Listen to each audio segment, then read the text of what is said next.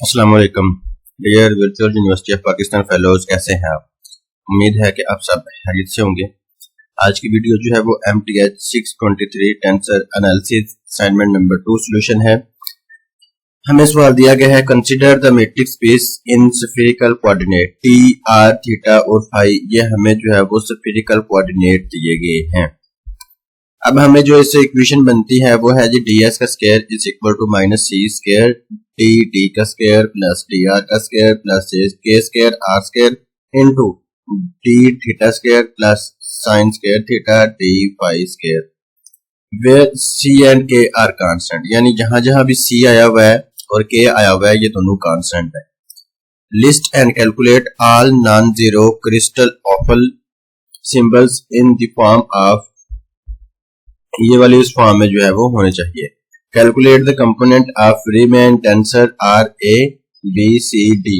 इस फॉर्म में जो है वो रीमेन टेंसर बी आपने निकालना है। तो ये हमें जो है वो सवाल दिया गया था, स्फेरिकल कोऑर्डिनेट दिए गए हैं, सी और के जहां भी आया हुआ है वो कांस्टेंट है, और हमने क्रिस्टोफल सिंबल्स जो है वो इन दी फॉर्म ऑफ, इस फॉर्म में जो है वो भी निकालना है, और रीमेन टेंसर जो है वो भी हमने निकालना है। तो ये हमें सवाल दिया गया था, हमें एक ही सवाल है इसमें। तो चलते हैं जी सोल्यूशन की तरफ। सबसे पहले हमें जो है इक्वेशन दी हुई कि ये वाली इक्वेशन है जी बेटा। सबसे पहले हमने कैलकुलेट करना जी Christoffel symbol in the form of this. उसके बाद write first in the equation of matrix form, यानी अब इसको जो है वो हमने मैट्रिक्स स्पेस में बनाना है। तो इसको हमने नाम दिया जी आई जे, सी स्क्वायर 0 0 0, फिर 0 1 0 0, फिर 0 0 के आर का स्क्वायर, फिर हमारे पास 0 0 0, और ये वाली अमाउंट जो है वो हमारे पास आ जाती है। पहले ये वाली, फिर ये 1, फिर ये के वाली, फिर ये वाली अमाउंट हमने लिखनी है। अब यहाँ तक जो है वो हमने इसकी जो है मैट्रिक्स फॉर्म बना ली।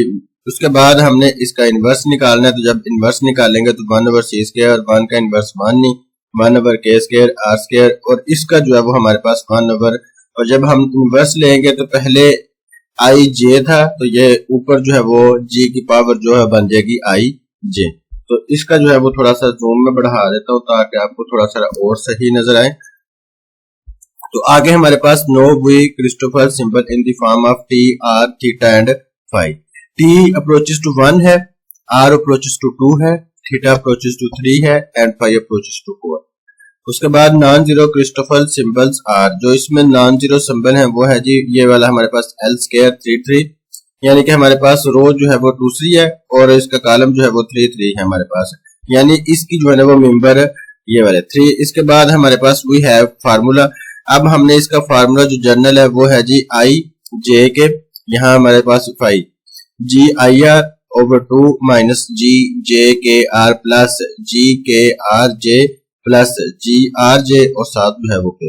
अब हमने फर्स्ट ऑफ ऑल जो है वो 5 2 और 3 जो है वो कैलकुलेट करना है।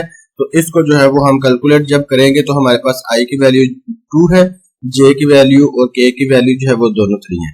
जब ये वाली जो है ना हमने आई जे और के की वैल्यू इसमें पुट करनी है तो हमारे पास जो है वो इसको सिंप्लीफाई करेंगे। तो सिंप्लीफाई करने के बाद इसका जो वो आंसर है वो हमारे पास जो है वो, अब हमारे पास जो है वो सारा देखिए एक ही हमारे पास आता जा रहा है। अब इसके बाद हमने जब इसका आंसर जो है वो वैल्यूज पुट करने के बाद लाया तो हमारे पास जो है वो इसका आंसर जो है वो इक्वेशन जो है वो हमने 1 बना ली। इसकी आई जो है वो 3, जे इज इक्वल टू 3, के इज इक्वल टू हमारे पास 2 बाय इक्वेशन 1। अब इक्वेशन नंबर 2 में जो है वो हमने पुट कर दी, और इक्वेशन नंबर 2 में जब हम इसको पुट की है तो पुट करने के बाद जो इसकी वैल्यूज बनेगी, इसको जरा मैं मैक्सिमाइज कर देता हूं।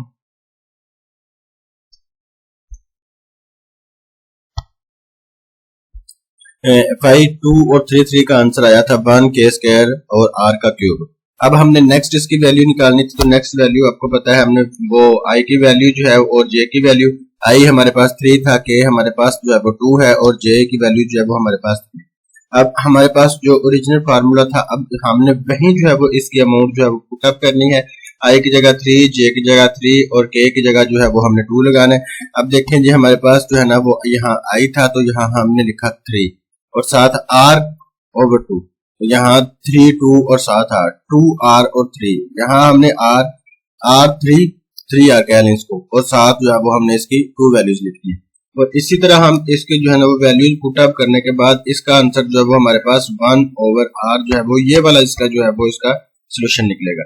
इसी तरह हमने जो है वो सारे सोल्यूशन जो है वो कैलकुलेट करने हैं। सारे सोल्यूशन कैलकुलेट करने के बाद 3 4 4 भी कैलकुलेट कर लिया, 3 4 का बाद 2 4 4 जो है वो भी इसी तरह जो है वो आपने कैलकुलेट करना है। कैलकुलेट करने के बाद जो है वो आपने जो है वो hence all the non zero Christoffels are, हमारे पास जो है वो कौन सा जी, ये वाले हमारे पास जो है ना वो सारे के सारे क्रिस्टोफल्स 2 3 3 4 4 3 वाला जो है ना वो।